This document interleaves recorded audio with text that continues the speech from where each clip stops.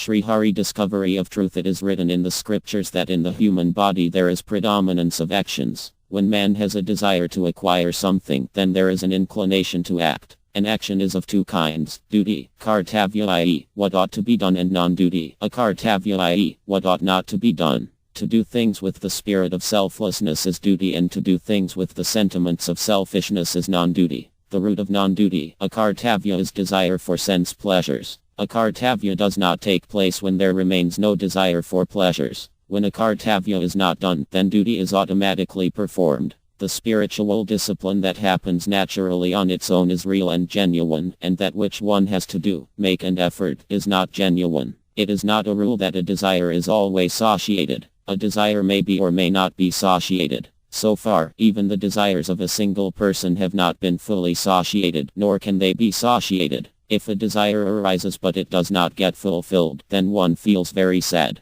But the condition of man is such that he continues to feel sad by the non-fulfillment of his desires, and at the same time he continues to have more desires. The end result is that neither all desires are satisfied, nor does the sorrow come to an end. Therefore, if a person wants to break away from pain, the way to deal with it is to renounce desires. Here a doubt may arise that why should we do anything if we have no desires? The clarification to this is actions can be performed in order to reap its fruit and also to renounce the desire for its fruit. He who wants to be freed from the bondage of actions, he performs actions to renounce the desire for fruits. Another doubt may arise that if we have no desire whatsoever, then how will our life go on? Should we not need food, water, etc. for the sustenance of this life? The clarification here is that we have been taking food and water for many years, but has our hunger and thirst been satiated? The answer is no. So far our hunger and thirst has not been satiated. If we die without food and water, then are we not going to die by taking in food and water? One has to die regardless. As such, our life is not dependent on fulfillment of desires.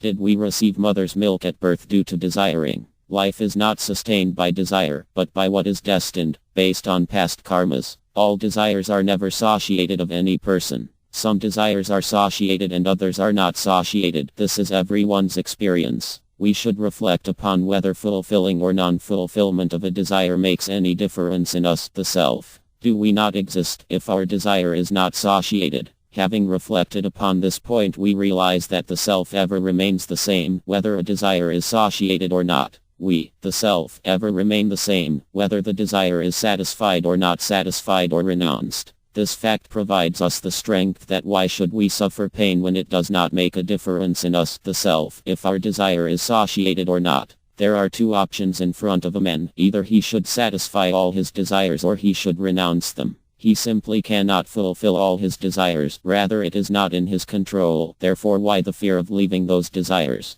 We don't do what we can and we want to do what we can't. It is because of this heedlessness that we are suffering pain. For he who wants to renounce desires, first and the foremost it is most essential to accept the fact that in this world, nothing is mine. So long as we accept this body or any other thing as ours, till then it is difficult to renounce all desires entirely. On acceptance of the truth that in this infinite universes there is no such thing that is mine or for me, then desires will be naturally wiped out. Because when there is nothing mine and for me, then what should we desire and why should we desire it? Desires are totally renounced only when man has no relationship, I-ness, mine-ness, with the body. Therefore, total renunciation of desires means to die while living, death of ego, dying of sense of I-ness and mine-ness. For example, when a man dies, he does not call anything as his own and wants nothing. He is unaffected by favorable, unfavorable, honor, dishonor, praise or blame, etc. Similarly, when desires are entirely renounced, man is unaffected by favorable and unfavorable influences, but he remains alive.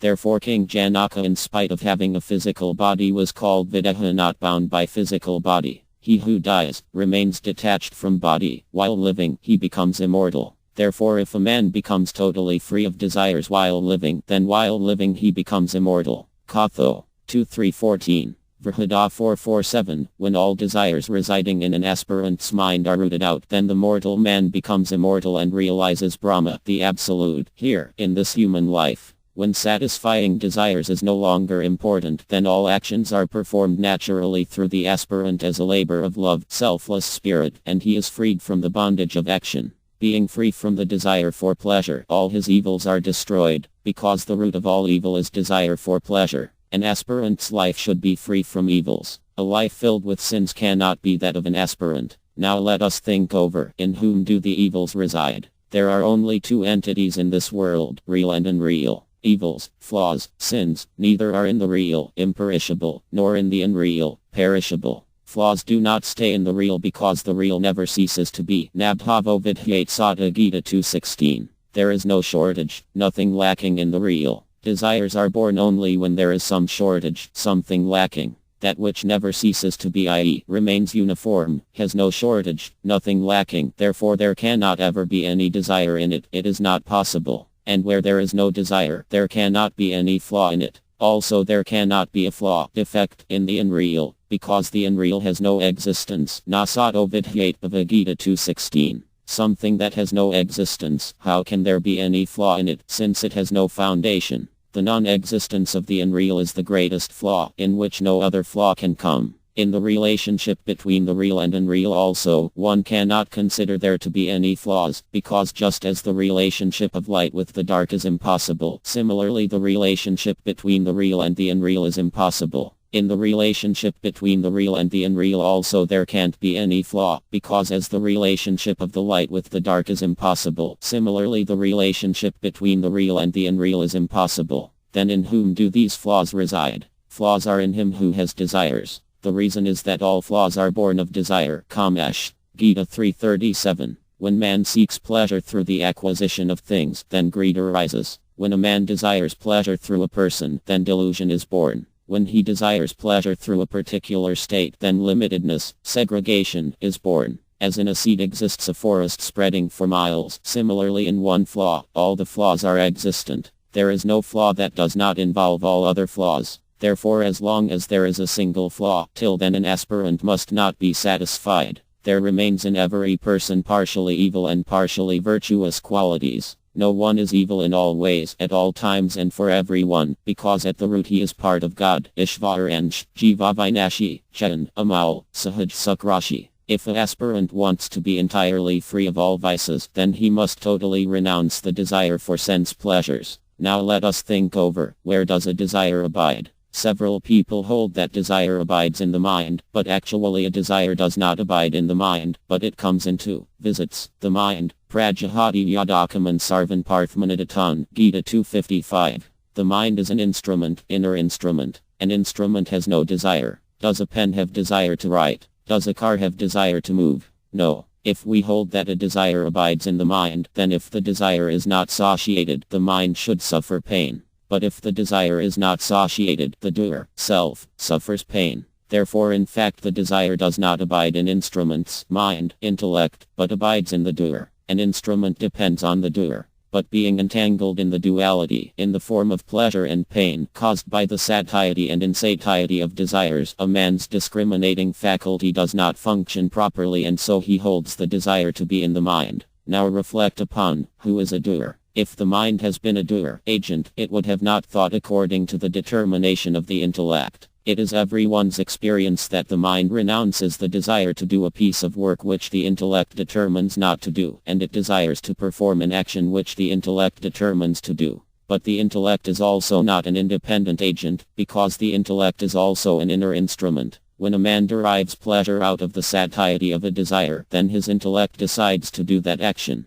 But the man who knows that the enjoyment of pleasures results in pain, renounces the pleasure derived out of the satiety of desire, then his intellect instead of being inclined towards pleasures, decides to renounce the desire for pleasure. An instrument depends upon the agent and is very beneficial in the performance, accomplishment, of an action. The self is also not an agent because if there had been doership in the self, the doership would have never been destroyed. Therefore the Lord has negated the sense of doership in the self. Sharirastopi Kontani Krodina Lipyate, Gita 13:31. The self though dwelling in the body, neither acts, nor is tainted. In fact he who is an experiencer enjoyer, happy and sad, is the doer, agent. Now think over, who is an experiencer enjoyer? Neither the real nor the unreal can be an experiencer, because the real is devoid of experiencership, while in the unreal no experiencership is possible. When an aspirant discriminately totally renounces his affinity with the body, then there persists neither a doer nor an enjoyer, but only the divine entity remains. It proves that no one is a doer or an enjoyer, but doership or enjoyership is merely assumed. Here a point needs attention, that when the self is realized, i.e., there is knowledge of self-realization, then an aspirant has no relationship with his body, and then he has also no relationship with the indweller in the body. The reason is that the divine entity, the self, because of its affinity with the body, is called indweller, sriri. When its affinity with the body is renounced, the divine entity persists, but it is not called indweller, sriri. In the divine entity all indwellers, sriris, become one. The divine entity is called Brahma, the Absolute, and to remain axiomatically established in that natural state is salvation. Having attained salvation, he should, self, becomes identical in attributes with Brahma, i.e., as Brahma is truth knowledge, consciousness bliss solidified, so does the self become truth knowledge bliss absolute. Idam Jayanamupashritya Mama Sadramya Magata. Gita 14:2. Those having taken refuge in this wisdom become identical in attributes with me. Having become identical in attributes with God, the man, embodied soul, becomes free from the cycle of birth and death. Sarge pino paanti pralanavayathanti cha tada yogamavapyasyasi. Gita 2:53. From old age, immortal and independent. This is called attainment of yoga, union with God. Where there is yoga, equanimity or union with God, there is no bhoga, worldly enjoyment, and where there is bhoga, there is no yoga. This is a rule. But there is also a state when an aspirant becomes proud of yoga or knowledge, wisdom, or devotion, love, and he holds that he is a yogi or he is wise or he is a lover. The reason is that from time immemorial, the man has formed the habit of getting proud of himself when he establishes relation with anyone or with anything. As having acquired wealth, he declares, I am wealthy, etc. I am a yogi. In fact, this is bhoga of yoga because in it there is attachment to yoga. In this case, with yoga there is mixture of egoism. I am jnani, wise. In fact, this is bhoga of jnana because in it there is also attachment to knowledge, wisdom. In it with wisdom, there the egoistic notion is also mixed. When bhoga is wiped out, then the aspirant does not remain either a yogi or wise or a lover, i.e., the individuality is totally wiped out. The reason is that he gets identified with yoga, knowledge or love, i.e. he becomes yoga personified, or knowledge personified, or love personified. Therefore he loses the sense of pride. So long as individuality persists, there remains possibility of a downfall, ruin. Therefore he who is proud of yoga can sometimes also get entangled in bhoga, mundane enjoyments or pleasures. He who is proud of knowledge can also sometimes get entangled in ignorance. He who is proud of liberation, salvation, can also sometimes get entangled in bondage. He who is proud of love, devotion, can also sometimes get entangled in attachment. When an aspirant no longer has pride, bhoga of yoga, knowledge and devotion, love, then he is liberated. Even on having attained liberation, a subtle impression of ego persists of the discipline, opinion, which an aspirant prescribes.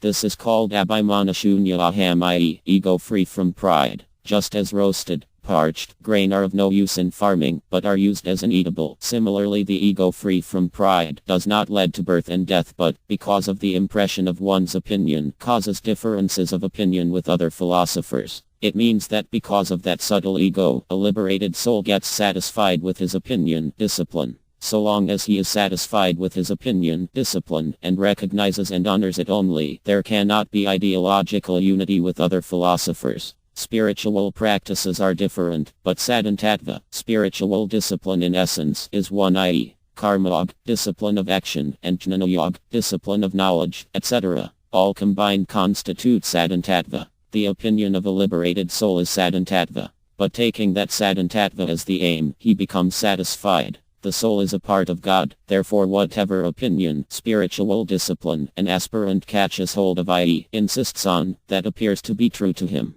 Therefore an aspirant should follow his opinion but should not catch hold of it, i.e., should not insist on it. He should insist neither on knowledge nor on devotion. He should not regard his opinion as superior to other opinions, but respect, value other opinions equally. According to the Gospel of the Gita, as the renunciation of the mire of delusion is necessary, so is the renunciation of the confusion of mind by hearing conflicting spiritual doctrines necessary. Gita 250-254, because both are stumbling blocks to the progress of an aspirant. Therefore, so long as an aspirant perceives philosophical difference between his doctrine and others' doctrines and does not value them equally, he should not feel contented with his spiritual progress. Having ideological difference, he can have an access to sadhana, but he can't attain the supreme goal, salvation or God realization. Having attained the supreme goal, he does not insist on any doctrine or opinion, and all opinions appear alike to him. The means to achieve an end are several, but the end is one and the same. The founders or initiators of ideological doctrines don't indulge in conflicts, but their followers do. The reason is that the followers have not attained a state of liberation, so they insist on their opinion, while the founders have already realized God, attained salvation. It is because of the difference in doctrines or opinions of the founders, initiators, that their followers have attachment to their doctrines, opinions, and aversion to the sects, doctrines of others. It is attachment and aversion which cause a very big stumbling block to the discovery of the truth. But being free from attachment and aversion, an aspirant discovers the truth that when the real entity, God, is one, then why are there differences in opinion? Therefore he is not content with salvation. In the discovery of the truth, he loses his own identity also, and then only Vasudeva Sarvam, i.e., all is God remains. An aspirant that has the latent impression of devotion is not content with salvation. The relish of salvation becomes insipid to him, and then he attains the Lord's devotion. Devotion is a means as well as an end.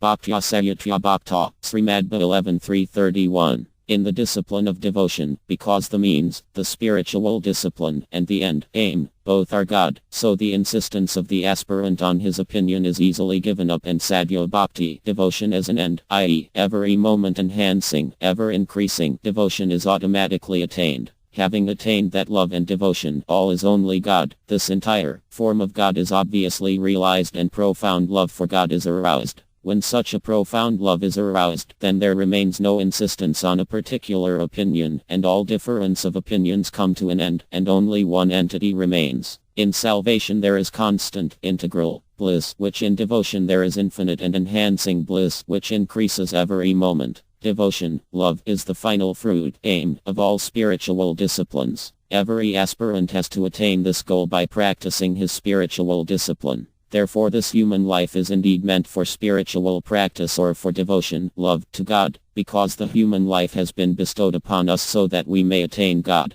and only attainment of loving devotion to God is the life achievement of human life. Man and an aspirant, both are synonyms. He who is not an aspirant, ascetic, is in fact not a man. He who is an aspirant, ascetic, is indeed a man. A man's main duty is to accept the truth. God exists, this is true. And the world does not exist, this is also true. To accept true as true is acceptance of the truth. And to accept the untrue as untrue is also acceptance of the truth. To accept our relationship with the Supreme Being with whom we have a relation is acceptance of the truth, and to not accept our relationship with the inert, i.e., a thing or a person with whom we don't have a relationship, is also acceptance of the truth. At the root there is only one truth, reality, and that is that there is nothing else at all besides God in his entire form. Vasudeva Sarvam, all is God. From book Sadhan, Sudha, Sindhu in Hindi by Swami Ramsukhdasji. From book Satya Ki Kaya in Hindi and Discovery of Truth in English by Swami Ramsukhdasji. Narayana,